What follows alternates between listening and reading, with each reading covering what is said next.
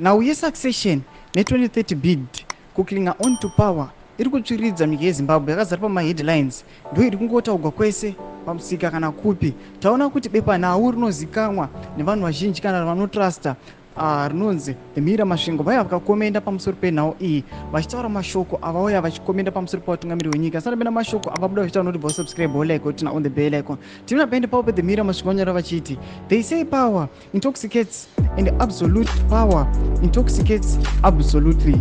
Mnangagwa must not be fooled by praise singers, urging him to breach the constitution of Zimbabwe to stay on in power.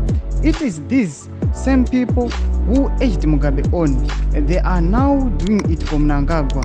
They will do it for Chiwenga and for any leader who comes in the future. Mnangagwa must be warned that to follow rented crowds seeking for their supper is to take himself to Armageddon, and like Mugabe, Mnangagwa will one day find himself there. Saka ndo mashoko panapa ari kukomentiwa nevanhu vanoanalyza nawo kana politics vari kuya vachiti aiwa vanhu vari kuti mutungamiri wenyika ngakling on to power aramba achitoka beyond 2028 aiwa vari kuda kutoisa president panguva yakaoma nokuda kwokuti zvavari kuita izvi zvakamboitikawo kune vamwe kumashure vaita sana RG Mugabe vachiti kana achinge apinda inline zvavari kuti ngakling on to power aramba achitonga beyond 2028 the same people ndo vachazoya vachimu betray vachienda against him.